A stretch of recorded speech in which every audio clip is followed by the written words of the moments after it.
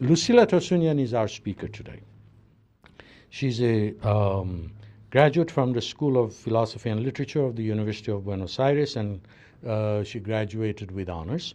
She's currently a PhD student there, at the same time as a fellow junior researcher of Argentina's National Council for Scientific and Technological Research. She works at the UBA, University of Buenos Aires Anthropological Sciences Institute, focusing on the Armenian migrants to Argentina in the late 1990s. She's a co-director of the research group on the Armenian genocide, ways of transmission, and ways of action at the oral history program of the university, and she's also involved in a number of other projects. She is with us. She's the author of a number of articles that have been published in refereed journals, and she's with us as the Manoogian Simone Foundation Pre-doctoral junior researcher. And she's doing research here, consulting, working with Susan and others to make her dissertation more complete. And we're very, very, very delighted to have her here. Now, the topic is fascinating. Armenians in Argentina, so Armenians in Los Angeles, Armenian. But, what she's arguing is a very, very important point that has everything to do with the strategies of diasporas and including the Armenian diaspora, which has gone through so many changes, but those changes which we may not realize are happening. And the case of Argentina is one where things may be seen clearer, particularly the juxtaposition of the old immigrants to Argentina and the new immigrants that have arrived since independence. These are very different problematics, and this difference is exploited by Lucila to define what is the diaspora and argue that the diaspora is no longer seen by diasporans as a temporary phenomenon, but something that is permanent. And therefore, that also helps understand the perception of homeland for a diaspora that considers itself permanent. Did I understand you right? I did. Thank you very much. Let's welcome Lucila and give her some time to explain. Thank you. Thank you. Okay. Well, first of all, I would like to thank you for being here. I also want to thank the Armenian Studies Program members and faculty for giving me the opportunity to learn, to exchange ideas, and discuss with them the issues I will address here today, and for making this a unique experience in my academic life. I would like to start my presentation with some of the questions that have led me to do anthropological research with this particular group. How is it that a person born and raised outside Armenia considers themselves Armenian? Why does someone claim to be of Armenian descent, and what does that mean? These and other issues started to revolve in my head when I was an undergraduate student at the University of Buenos Aires. Trying to find an answer for these questions, I began talking to sons and daughters of Armenian immigrants, and lately I have been working with native Armenians. Being myself the granddaughter of two of the thousands of Armenians who set foot in Argentina, I decided that the building processes of the Armenian diasporic identity would become my topic. New inquiries became interesting, and as soon as I finished my undergraduate studies, I decided I would continue studying the vast world of meanings implied in my field of study called Armenian Studies or Armenian Diaspora. Now I am exploring how the Armenianness of the diasporic community gets intertwined with the one held by the native Armenians, or Hayastansi. I have done fieldwork in two of the most influential institutions in the Armenian diaspora. One is the Armenian Revolutionary Federation, ARF, and the other, the Armenian General Benevolent Union, AGBU. These two institutions introduced a new world of meanings I wanted to figure out. And along with it, other questions became important. How is the Armenian identity constructed? Why did I start thinking about diasporic ways of representation and practice? After a few months of doing fieldwork, why do these two factionalized institutions view the homeland so differently? How can I explain the opposition and enmity that characterize this community? If the factor of dispute was Armenia under the Soviet rule, did the fall of the Soviet Union imply the end of these factions? And later, which Armenians do the diasporic Armenian ones criticize and neglect? What was its cause? Why is there a confrontation of Armenianness in this community? Can we talk about a unique way of being or feeling Armenian? So I decided to get in touch with native Armenians, Armenian immigrants, and I found myself in a crossroad.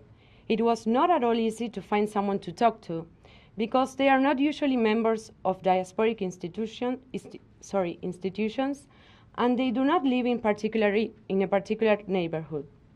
So why don't they gather in diasporic institutions? Should they do this? My work explores why so many newly arrived Armenians found out that the locally organized diasporic community did not show the bonds of solidarity that they expected to, if they did. Instead, a clear-cut distinction is made between the homelanders and the diasporic Armenians. In my opinion, these diverse ways of constructing and contrasting identities have to do with different imagined homelands, destination countries, non-returns, and like. I hope my presentation today can enlighten some of these issues, which are, of course, still under study.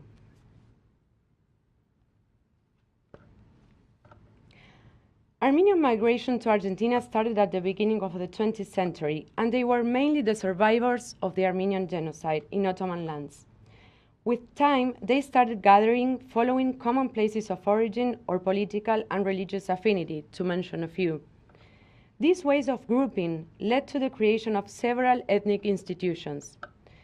The word homeland acquired different meanings depending how they built their imaginary Armenia.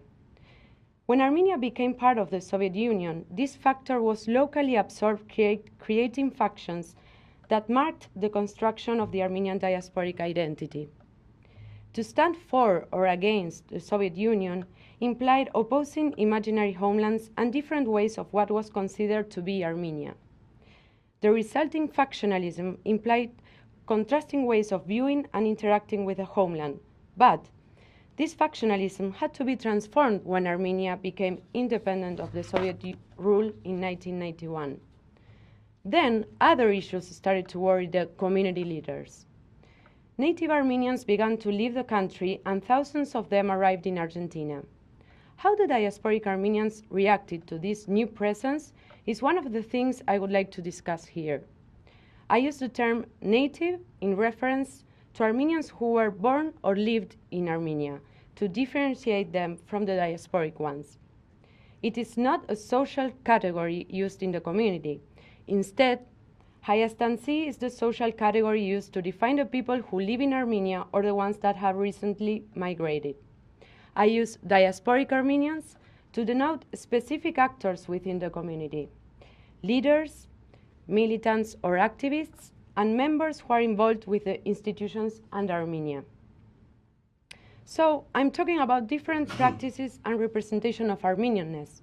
By Armenianness, I mean the social and cultural practices and representations proper to the sense of belonging shared in this community. Based on anthropological fieldwork, I want to show how the identity-building processes were affected by the independence in this local diasporic space. In a sense, this development implied a confrontation of two realities: the traditional experience of a homeland as viewed by the diaspora on the one hand, and the new Armenian sovereign state on the other. Moreover, I'm interested in exploring the rejection and discrimination of the homelanders from the diasporic Armenians. As a way of organization, I divided the lecture into three sections. First, I will say some more words about the Armenian migration to Argentina, just to introduce a historical context and a brief description of the ethnic institutions they built there. Second, I will try to show how the different views regarding the attachment to the Soviet state derived into two confronted ways of imagining Armenia in the diasporic community. And I will venture some of the consequences resulting from this detachment from the Soviet rule for these factions, which classified people's senses of belonging to the community. And finally, I will briefly describe the encounter of newcomers that resulted in reinventing the homeland after the independence.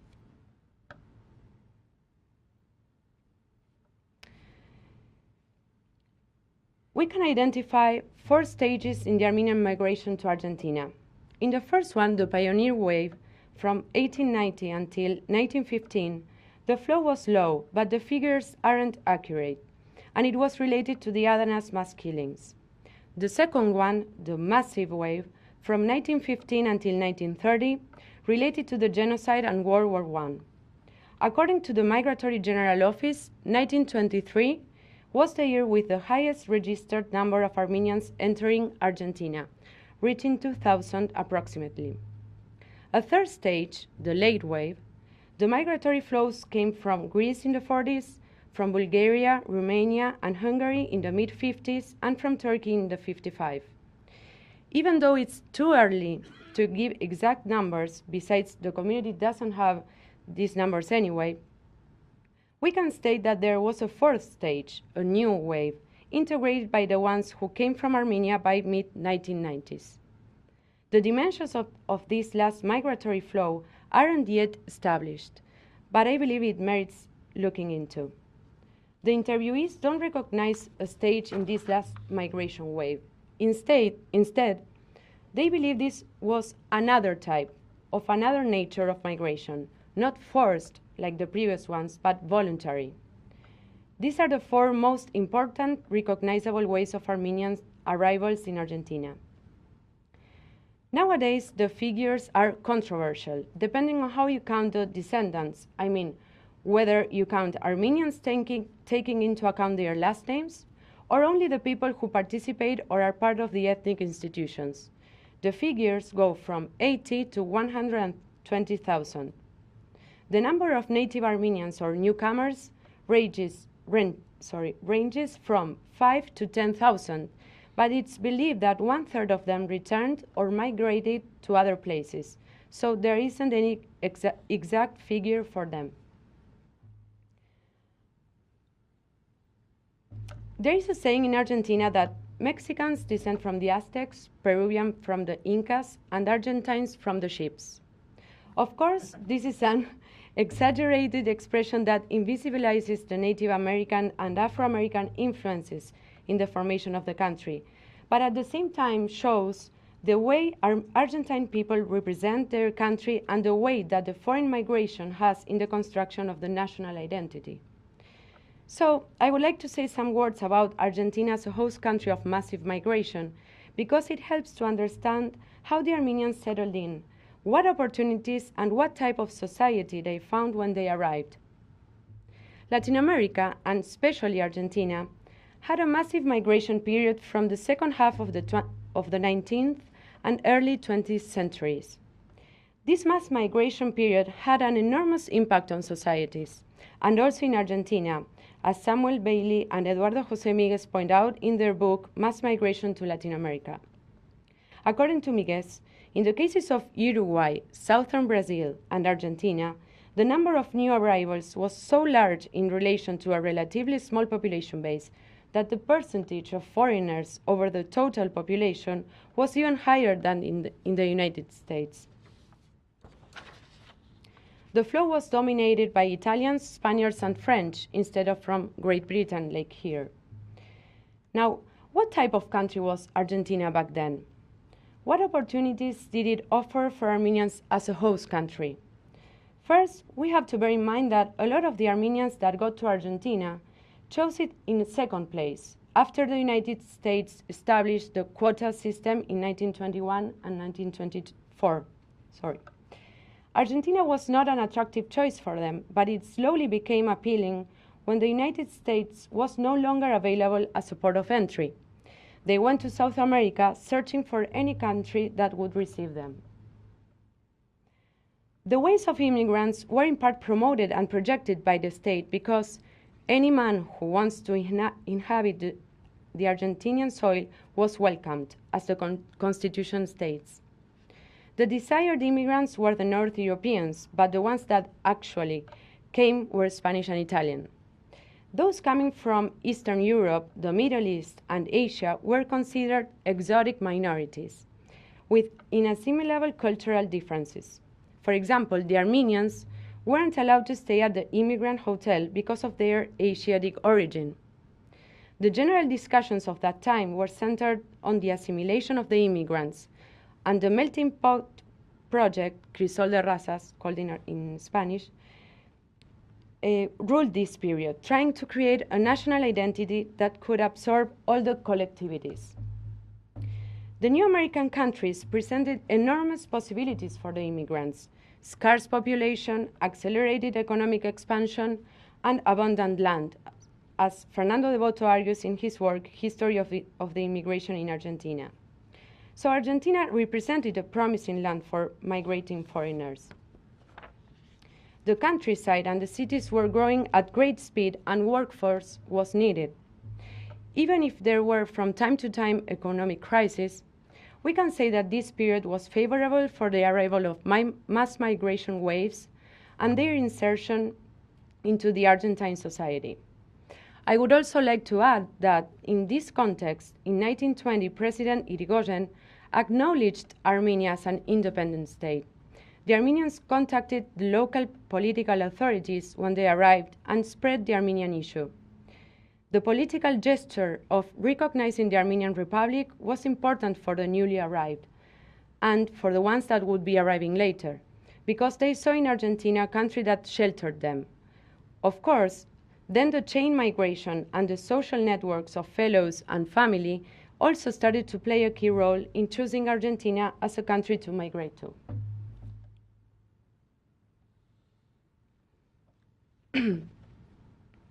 The first to arrive were mainly men, but then entire families and women alone started to come. The majority was from outside historic Armenia, and according to Binayan, they were mainly from Cilicia, Anatolia, Istanbul, Thrace, Cappadocia, coast cities, and to a further less extent from eastern and western Armenia. The journeys weren't made directly to Argentina. Instead, intermediate stopovers were made in Greece, France, Syria, Lebanon, and Iran. After World War II, as I said before, we see Armenians coming from Greece, Syria, Lebanon, and from the mid-50s, the ones from Romania, Bulgaria, Hungary, and Turkey. From the very beginning, they started to build what Martin Hovhanessian calls communitarian places, that is, a space perceived as essential to preserve cultural values and bonds of solidarity and shared identities. And I would add, it also implies a center of communitarian buildings, religious, educational, regional, cultural institutions, and clubs. The continuity of the importance that these buildings have for the community in Buenos Aires is really striking. From the beginning of the 20th century, Palermo, in the metropolitan area of Buenos Aires, has become one of the centers of these communitarian places. The pattern of settlement had to do with the housing and job possibilities at that time. Time passed, and you can see social and economic promotion of second and third generations of Armenians born in Argentina, which led to the dispersion towards other neighborhoods in the city and the suburbs, but Palermo is still represented as the center of the Armenian life in Buenos Aires.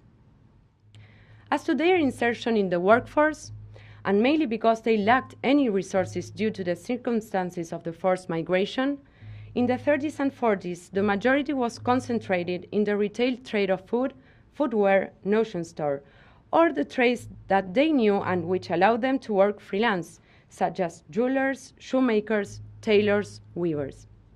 Moreover, a lot were day laborers. Only a very small group who was part of the bourgeoisie in cities in Turkey or Eastern Europe came to Argentina with large resources. This group of Armenians established factories dedicated mainly to textiles and shoemaking. The majority settled predominantly in urban areas, even if they were originally peasants. Some became workers of the meat processing plants that were very important at the time. The work of women was confined in the domestic area, although they helped as seamstresses, shoemakers, and in some cases even as textile workers. The Armenian community in Argentina is represented by several institutions. It is quite wide the frame that these organizations embrace. Schools, churches, political parties, charity societies, regional societies, sports clubs, and cultural associations are the spaces of communalization. Most of these institutions were founded between 1910 and 1940, organizing from the very beginning the community in its dispersion. The majority of them were local branches of the existing ones in other parts of the world, such as the case of several political parties or charities organizations like AGBU and the church. Given their importance, I would like to describe briefly the institutions developed in Argentina and specifically in Buenos Aires. The churches were the first institutions that were organized. The Armenian Apostolic Church was represented as the bastion of the national identity. In this sense, it had not only a spiritual function in the group, but was also one of the channels for safeguarding the group's identity. This representation meant that the constitution of the church was one of the ways of organizing the community in the new settlement. St. Gregory the Illuminator in Palermo was founded in 1938, but it goes back to 25, although there are some traces of religious gatherings by 1912. The organization is known as the Armenian Center, or Haigetron, and it has a cathedral and the administrative institution of the Armenian Church, because the church's activity exceeded the religious one, and embraced also educational, social, and charity ones. Moreover, the Armenian Catholic Church was also established in Buenos Aires, and the Armenian Evangelical Church was also set up from the beginning. Another type of organizations also facilitated the insertion of the Armenians in Argentina. These were the regional or compatriot societies. These organizations were developed in most Armenian communities around the world, regrouping the natives of the same region, province, or village. With the genocide, these organizations tried to help the orphans and families in the searching of the disappeared. In Argentina, these organizations reached their peaks with a massive migratory wave during the 20s and 30s. Now most of them no longer exist. They lasted until the 60s, but there is still the Armenians from Hajin Resident Union that was founded in 1915, and the Marash Armenian Compatriot Union in 1924. Both of them are in Palermo. Another entity developed from the very beginning was the political parties. They were projected as cultural associations in Argentina. The most important ones are Hınçak, Ramgabar, and Dashnak Sagan parties. The Armenian Revolutionary Federation, socialist nationalist, created the Armenian Cultural Association and has a newspaper called Armenia, edited since 1931, the Armenian Youth Union, the Armenian Ladies of Charity Society, the Armenian National Council, Hamaskain, a folk dance group, and the community's most important sports institution, Homeret Men, which also has its own Boy Scout group. Ramgabar Liberal Democrat Party founded the Tekeyan Cultural Union in Argentina and had a newspaper called Shurhantak, which since 1975 is called Sardarabad. The Jarium Cultural Union is Hınçak's Social Democrat Party organization and published a newspaper until 1991. The Armenian Cultural Union, with its progressive tendency, Araç Dimagan, also called the Communist in the community, had its origins in the decade of 1920 and published a newspaper until 1992. They also have a folk dance group. All these associations are located in the neighborhood of Palermo. Another important institution is the Armenian General Benevolent Union, or AGBU, founded in Buenos Aires in 1913. Although AGBU is non-political by its statute, it is known around the world as a sympathizer of the Ram Gabar Party. The headquarters are here in the US, in New York City. In 1940, the Youth League was founded and the Ladies' Commission. The institution concentrates its efforts on the educational, social, and charity activities. It has a Boy Scout group and a school. Regarding the ethnic press, I can briefly say that the three most important organizations, that is to say, church, compatriot societies, and political parties, each of them had their diffusion through the local community press, and sometimes through the radio, broadcasting issues related to Armenia, the collectivity, and so on. Besides these organizations, which were established from the very beginning, there are others more recent, such as the Armenian National Assembly that since 1997 seeks the cooperation between the Armenian and Argentine administrations, or the Chamber of Argentine Armenian Commerce, created in 1986. One of the last created after the independence of Armenia was the Armenian National Fund, a transnational institution that helps Armenia in different ways. Finally, since 1993, there is the Embassy of Armenia in Buenos Aires, and this year, the Embassy of Argentina was also established in Armenia. Last but not least, the schools. The representation of the language as a central way to safeguard the cultural values is evidenced by the amount of schools that were soon organized. So the first priority was the children's education with the Armenian curricula. First, they were homeschooling, and then these academies were formally organized when they became centralized by the High-Getron, the Apostolic Church. Until 1960, the schools only included kindergarten and elementary schooling. The high school or middle school level was added by that time, with the exception of the Mejitaris School, which began in 1956. A lot of these academies disappeared over time, but some remained open and exist today as communitarian schools. One example is the Arslanian Language Academy, founded in 1932 and renamed St. Gregory's School, located just next to the Apostolic Cathedral. Other two schools provide double education, Armenian and Argentine, the Mejitari School and the AGBU's Manoogian School.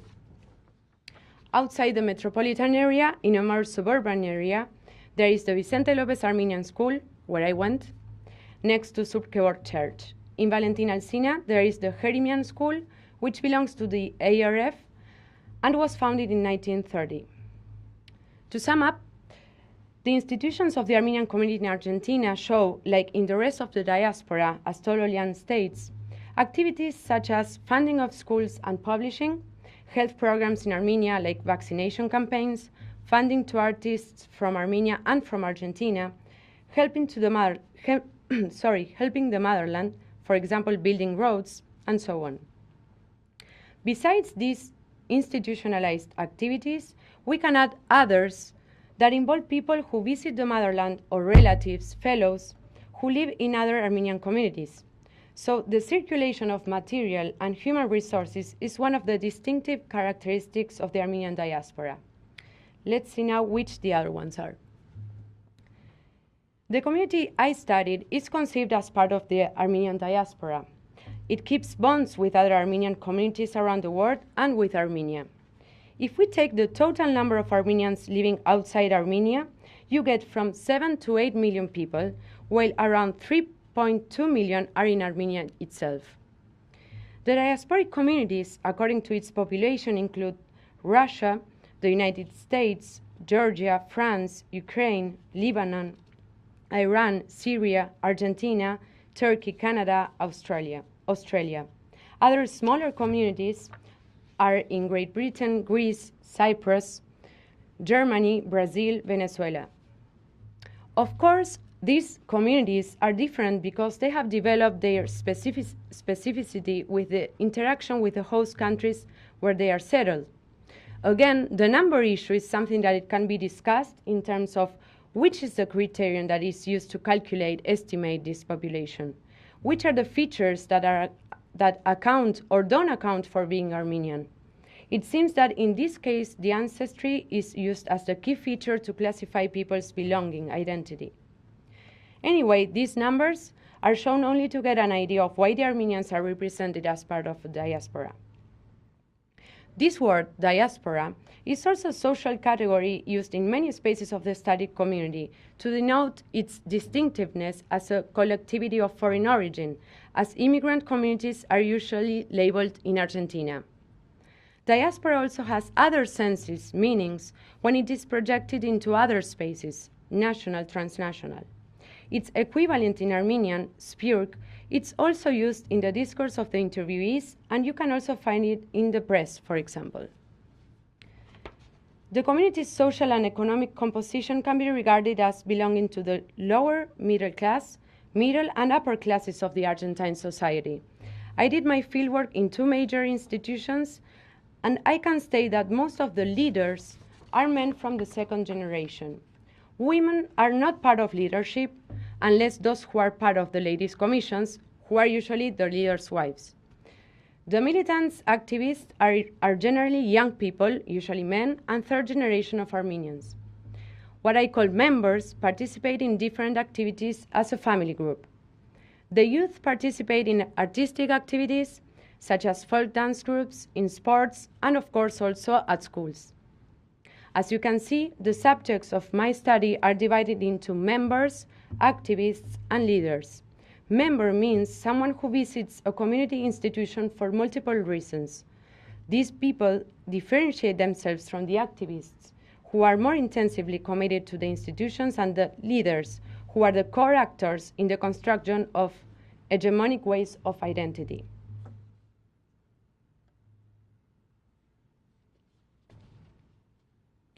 As I said, I have done fieldwork in two of the most influential institutions in the Armenian diaspora.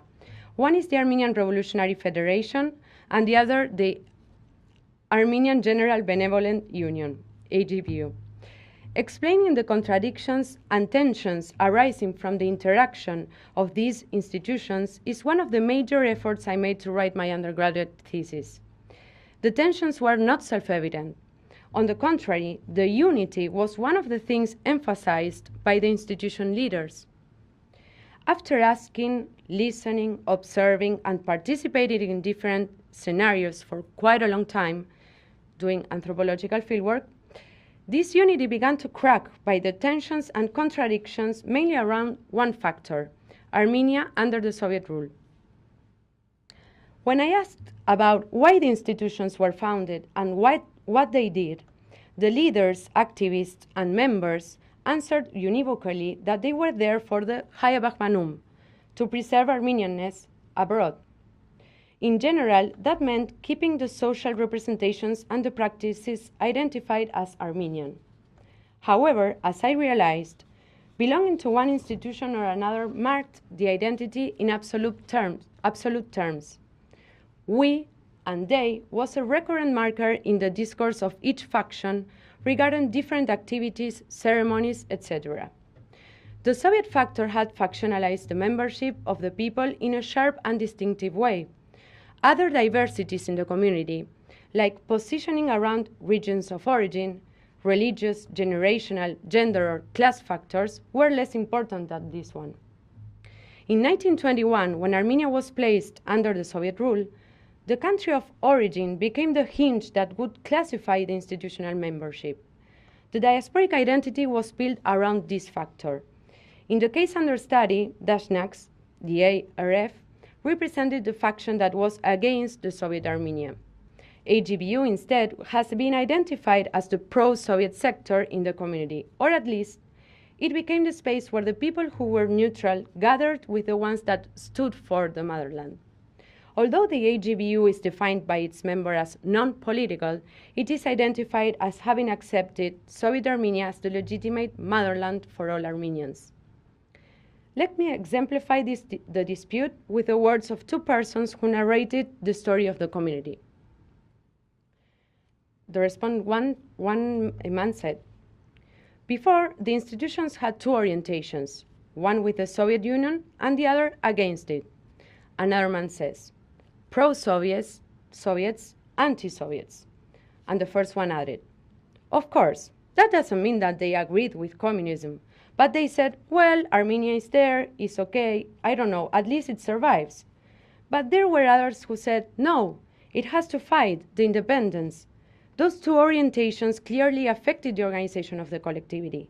Today, Armenia has been independent for a very short period of time, and that situation is very hard. But this was yesterday. The wave has not readjusted things yet. I mean, today it's ridiculous to see one school in front of the other, but in that time, unquote. Certainly, this core Soviet aspect of the motherland has split up Armenian communities in general, though I cannot say that it has had a universal way of confronting the factions in each one. The reinvention of two homelands, the Soviet and the free and independent, has been the way the two factions have identified their positions. What was at stake here was the meaning of Armenia as the homeland of the Armenians abroad. Defining the source identity, territory, the center, is, from my point of view, one of the central aspects that define a group as diasporic. So the Armenian Soviet state was imagined and defended by one of the factions as a legitimate Hellenic fatherland in Armenian. This meant keeping the bonds with Armenia, for example, through the exchange of artists, visits to the motherland, recording Armenian musicians, etc. For Dashnaks, instead, the status of nation-state as a legitimate place for developing the Armenian nation would be only achieved when the country was independent from the Soviet Union. This nationalist project became the ideological force with which diasporic Armenians fought against the Soviets. The consequence of this was a lack of contact with the Armenian reality. Between 1918 and 1921, the ARF governed Armenia until the government was overthrown by the Bolsheviks. When they thought about Armenia, this was the state defended as legitimate in Dashnak's view. In the words of my interviewees, quote, the Armenian Cultural Association has always been in favor of the freedom and independence of Armenia. It has always defended the idea of an Armenian Republic, created May 28, 1918. And I asked, and what was the idea of that republic? An answer, being the fatherland of every Armenian, but it only lasted 3 years. AGBU had a position, although it didn't commit in political terms, it sought through charity to make contact with the social and the cultural, and in this way it was successful. For example, they helped with the earthquake, the exchange of artistic delegations, editing music. But here, in ARF, he was saying, since we were decided as on which formula existed for Armenia to be free, and it was more difficult. But we also have done works in another level, another way. And we also permitted that efforts be concentrated on the claim, and he was referring to the recognition of the Armenian genocide, unquote. Anyway, reinventing homelands in the diasporic community has meant considering the source country as a center, empty of meaning, and at the same time fulfilled by the senses that the diaspora gave it. I mean, the center is the signifier of the community, and it is signified according to the way the homeland is reinvented abroad.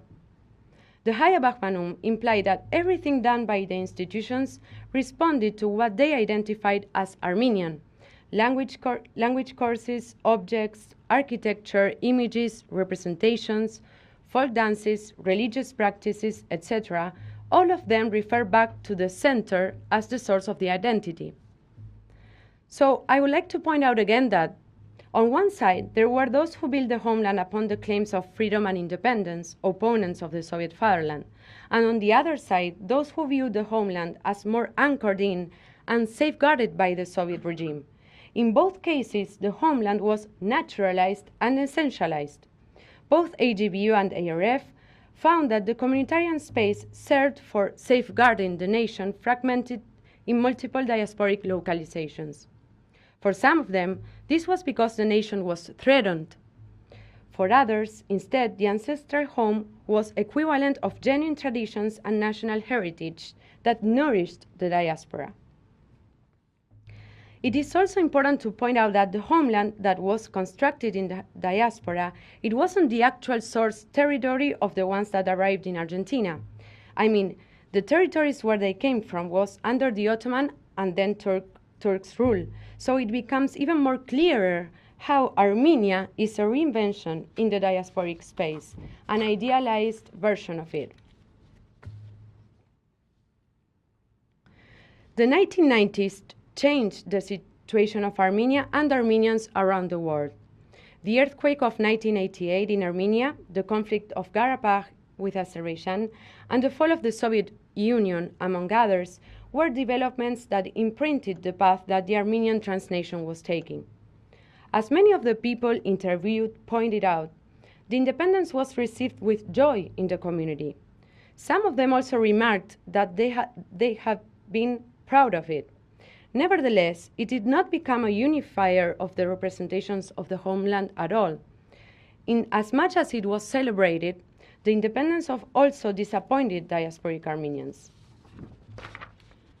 Which were the new driving forces that kept the reference of the Armenian diasporic identity going? What happened with the factions that for such a long time had organized the community's positioning and therefore its identity? First, I perceived that the factions were destabilized, although they kept functioning as core elements of positioning the differences in this community. I think that institutional attachment has been one of the factors that has defined the sense of belonging for generations. This is why, instead of stop being a referent to define identity, the factions represented an ongoing practice of identity when I did my fieldwork. New tensions and contradictions confronted the factions, and I also noticed a project that was intended to revert this factionalism. For example, the organization as a whole of some communal ceremonies, such as the ritual of April 24th, organized every year.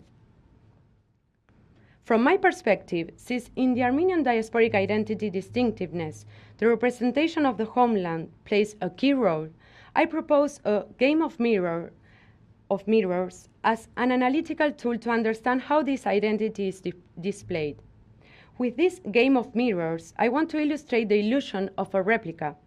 For a long time, diasporic Armenians represented the Armenianness as a replica of what they identified as the motherland's identity. Yet, with the independence, this illusion was broken. Suddenly, a lot of Armenians arrived, and they could not recognize themselves in front of the mirror, in flesh and blood. The reflected image of the motherland's identity in the diaspora evidences the process of recognition and/or differentiation of the Armenian transnation. This process of recognizing the nation as state supposes the perception of ambivalences around this country of origin. On the one hand, as I suggested, the center is transformed and it involves disappointments and unfulfilled expectations for the diasporic Armenians regarding the motherland. On the other, one of the factors that has marked the different Armenianness is the migration of native Armenians. The presence of these newcomers evidenced that different categories were ambivalent, and it showed new tensions within this diasporic community. Categories such as Armenians, diasporic, natives, exiled, immigrants, pro-anti-Soviets are proof of why the game of mirrors was broken.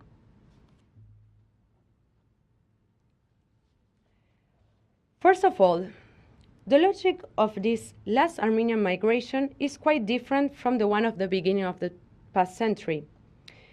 In this regard, most of the interviewees commented on the light causes, improved living conditions, job search, opportunities, that made them leave Armenia, in comparison with the heavy main cause of escaping from a massacre. Here, we do not speak of exiles, but of abandoning the recently independent country.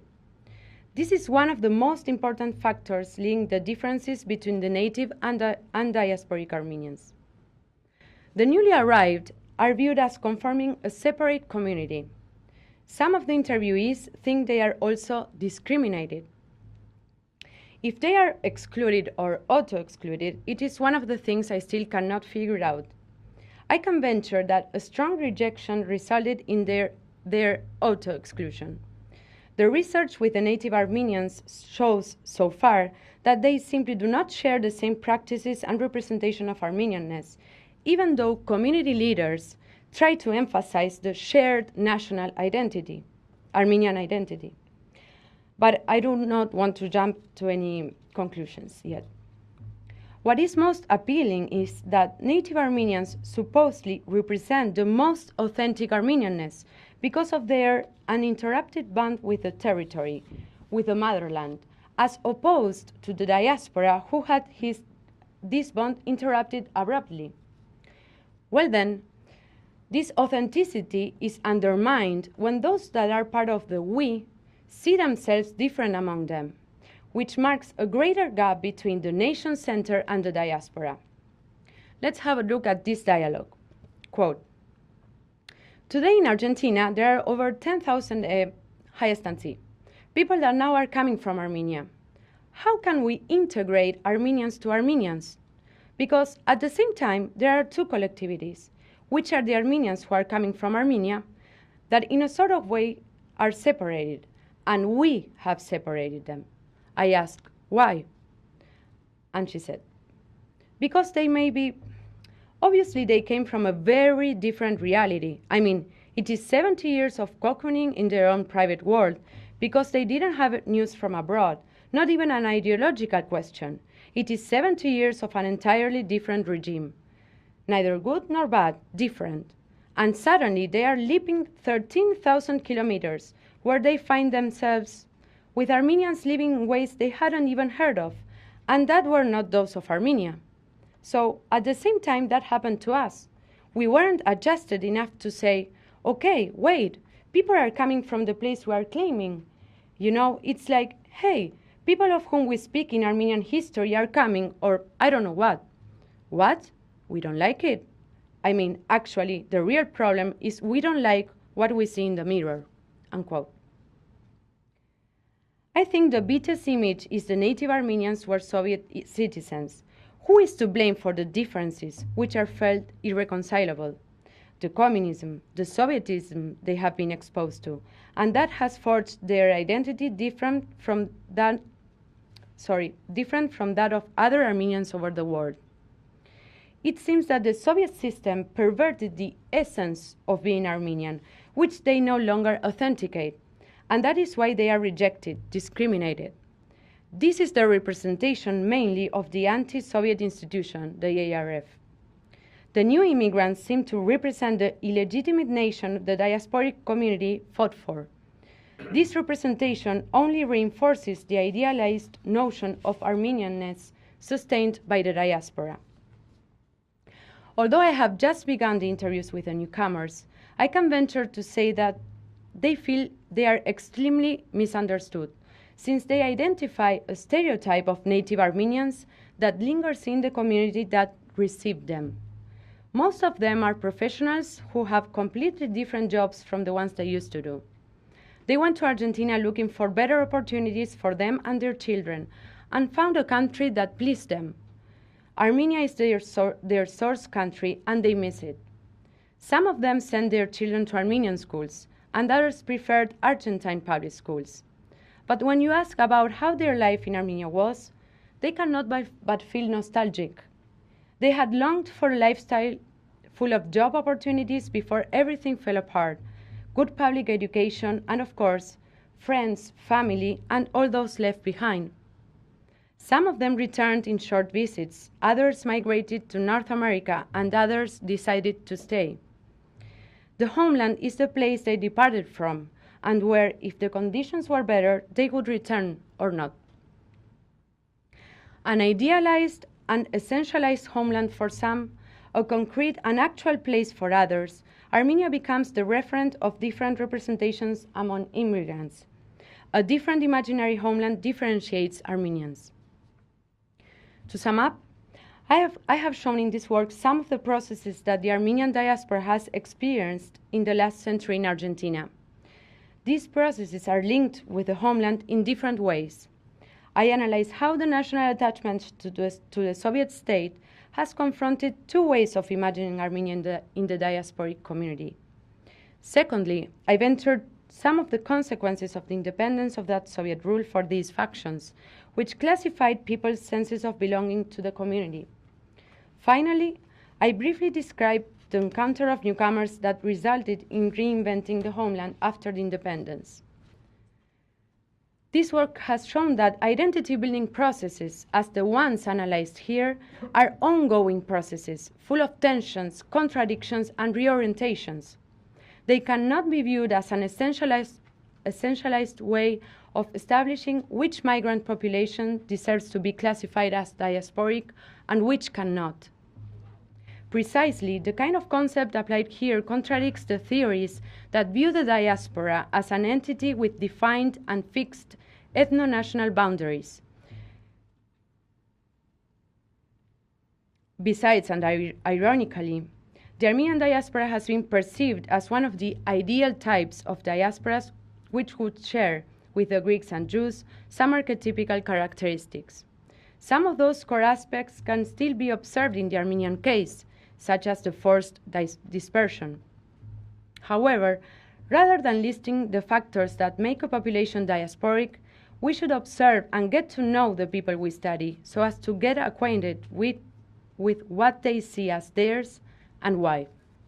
Thank you.